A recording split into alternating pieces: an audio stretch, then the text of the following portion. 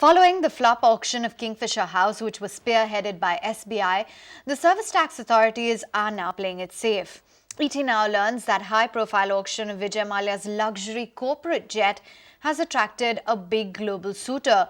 But the taxman is not taking any chances and wants a wider pool of bidders. Ashwin Mohan joins in with the exclusive details. Ashwin, who is this global suitor and what is the taxman's strategy? Well, Aman, clearly the government, essentially the service tax department, which has to recover dues of around 535 crore rupees, and that's perhaps the main reason why, of course, they've gone ahead with this auction. They clearly have taken a cue from the earlier flop show as far as the SBI-led Kingfisher House auction was concerned. What I'm picking up from top-level government sources is that the Dutch government has in fact expressed interest as far as the entire auction of Vijay Mallya's luxury corporate jet is concerned. It's an Airbus A319 model, 319 model, top-of-the-line jet. It can accommodate about 31 people, including passengers and crew. And clearly, this is one of the most luxurious items, which of course has been attached by the government. It's currently, in fact, parked at the Chhatrapati Shivaji International Airport in Mumbai. It's been stranded there for the last 18 months. And clearly, the service tax department wants to ensure that the entire auction process is a success. Now, what I'm given to understand from sources is that the Dutch government has in fact expressed interest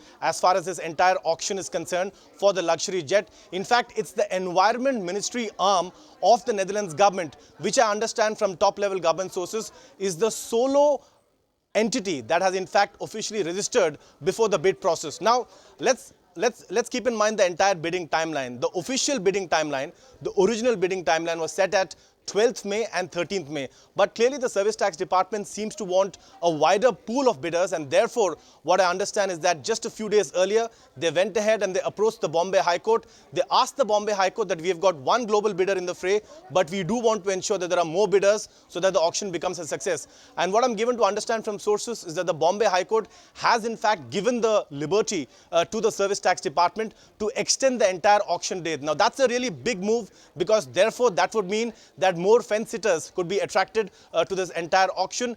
There could be more global bids, because that's what's being done for the past few days. As far as the timelines are concerned, they will in fact be extended by quite a hefty amount, because what I understand is that the service tax department authorities are now looking at an extended auction timeline of sometime around late June. So from 12th and 13th May, we are looking at an auction timeline of around late June. So that's the big move that has happened. Of course, it has the blessings of the High Court. And as of now, Avan, I'm picking up from sources that it is the Dutch government's environment arm that has emerged as the solo registrar as far as the online e-auction is concerned. Keep in mind that this will be a huge online e-auction process. And clearly, the government is hoping that more global bidders will come in the fray and in fact bid for Vijay Mallya's luxury corporate jet. Okay, so there are clearly quite a few developments with respect to Mallya Gate. The Dutch government expressing their interest in Mallya's luxury jet auction. But for more on what the ED is up to as well, and they've sought to freeze Vijay Mallya's shares in United Spirits as well as Mangalore Chemicals. And Vijay, you broke the story earlier today. Give us more details. Primarily, what is the rationale of this kind of a move?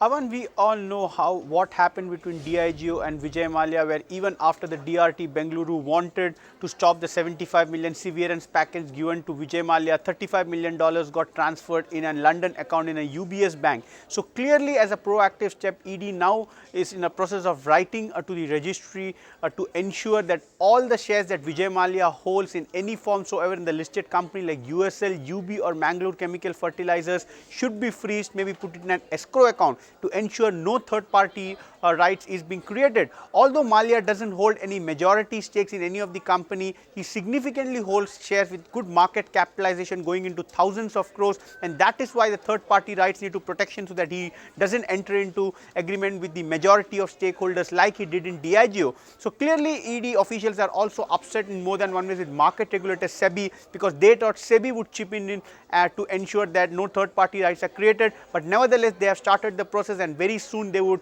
write to the registry to ensure Mallya's all shares held in a listed company is put in an cold storage in an escrow account so that no third party rights are created, and Mallya would be made liable to pay for the recovery of close to 9,000 crore plus rupees. Find us on Facebook at facebook.com/ETNow and don't forget to click the like button. You can also follow us on Twitter at ETNowLive. To stay updated with all our programming, hit the subscribe button on our YouTube channel by logging on to youtube.com/user/ETNow.